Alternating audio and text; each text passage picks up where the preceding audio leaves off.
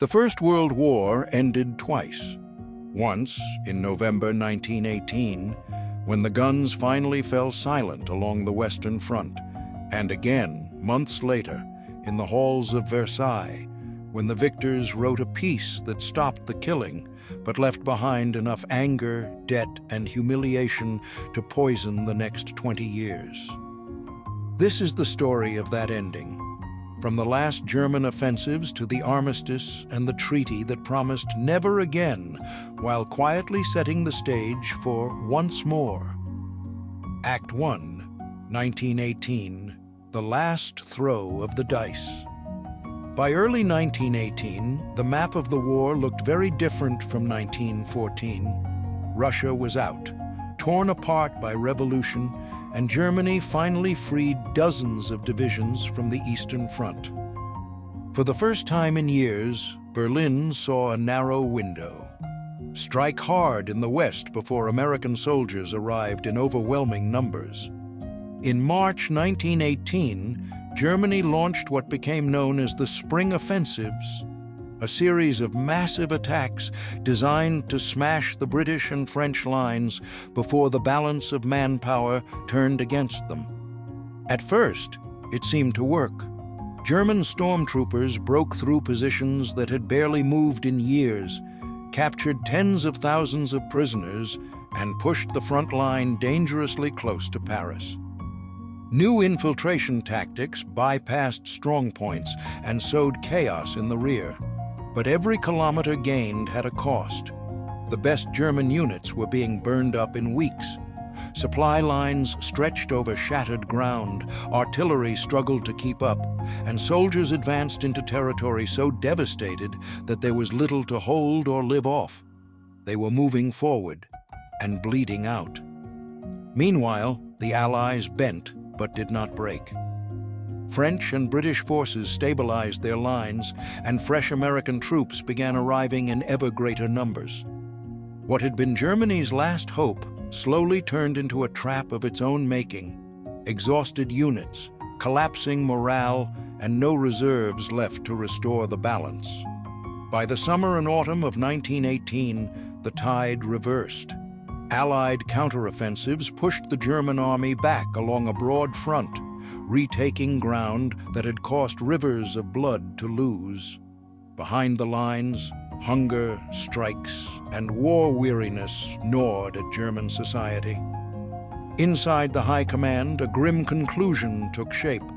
The war could no longer be won. The question was no longer, how do we break through, but how do we get out? Act 2. The armistice, guns fall silent, questions begin. In the autumn of 1918, the German leadership did something it had avoided for 4 brutal years. It admitted defeat, not publicly, but in private rooms and urgent cables. They turned to a new civilian government and told them, seek an armistice and base it on the American President Woodrow Wilson's 14 points, which promised a fairer, more principled peace. But the Germany asking for peace was not the same Germany that had gone to war in 1914.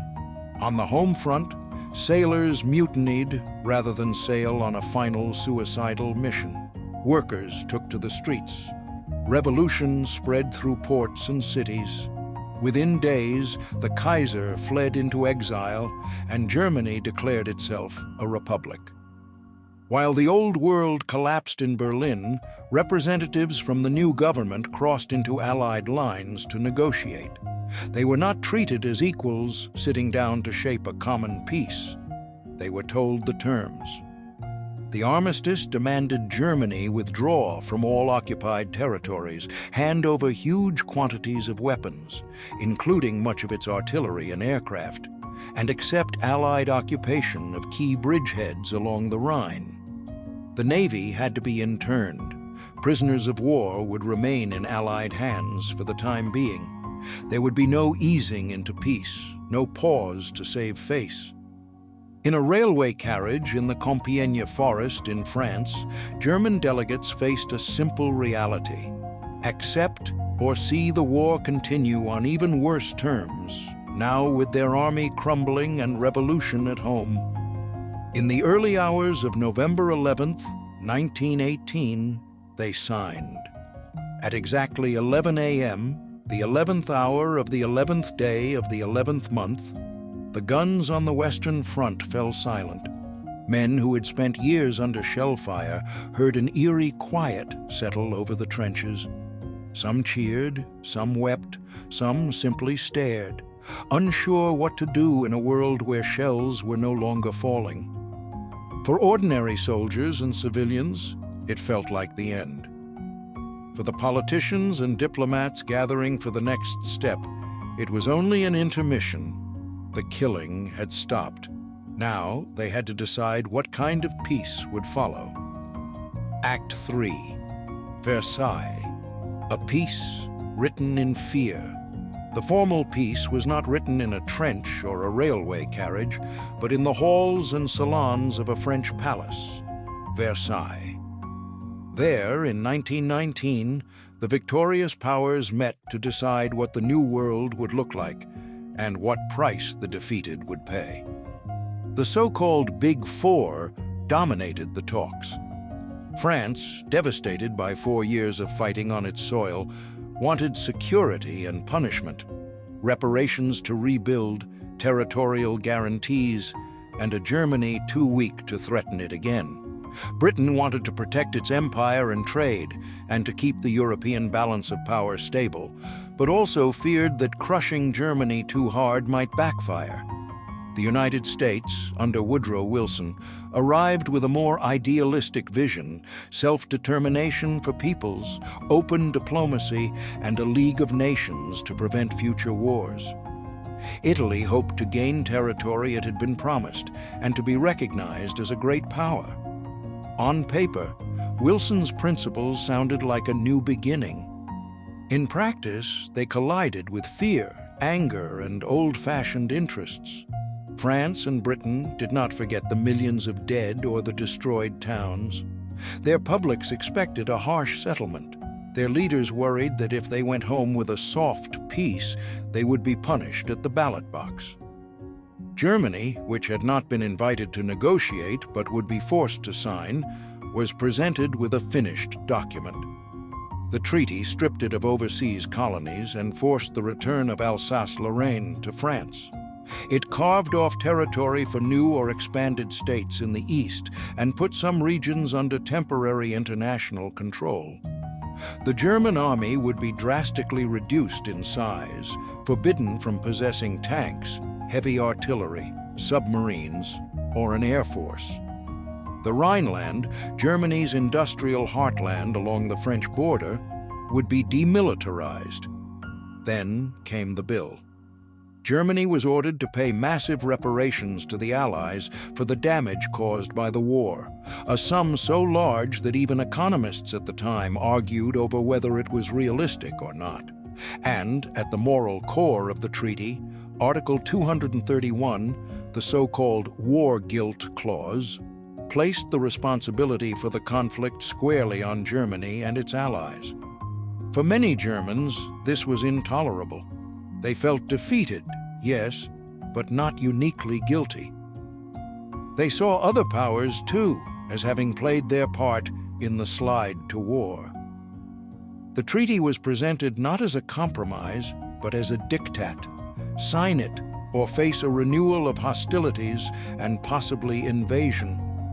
Reluctantly, under blockade and internal chaos, the new German government signed at Versailles in June 1919. On the surface, the Great War was finally over. Underneath, a new story was beginning, a republic born under humiliation, burdened with debts and resentments, and haunted by the myth that its army had never truly been defeated, only stabbed in the back by politicians at home. Act 4, an unfinished war. The treaties that ended World War I redrew the map of Europe. Old empires, German, Austro-Hungarian, Ottoman, Russian, were gone or shattered. New states appeared: Poland, Czechoslovakia, a larger Romania, a kingdom that would become Yugoslavia. On the surface, it was a triumph of national self-determination. But the borders did not settle all questions. Millions of people found themselves as minorities inside new countries. Old rivalries took on new shapes. In Central and Eastern Europe, states were born with disputes already built into their frontiers. In Germany, the weight of reparations, the loss of territory, and the sense of injustice became part of everyday politics. Inflation and economic crisis would hit hard in the 1920s and early 1930s. Extremist movements learned to point at Versailles as proof that the Republic was weak, that the old elites had betrayed the nation, and that only a radical break could restore dignity and power. The Allied leaders at Versailles had hoped to craft a peace that would make such a war impossible again.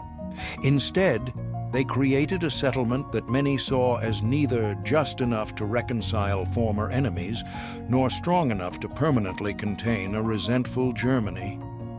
It was a peace under constant strain. World War I ended twice. First in a forest, when exhausted enemies agreed to stop firing, then in a palace, when victors wrote the terms of a new order.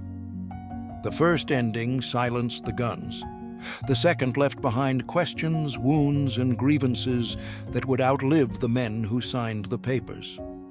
2 decades later, in the streets and ballot boxes of a fragile German republic, those unresolved tensions would meet a new generation of radicals, men who promised to tear up the Treaty of Versailles, avenge humiliation, and build something darker in its place. But that is another chapter in history, and the next step on the road from the end of one world war to the beginning of another. Follow Fabulae for more short stories from history.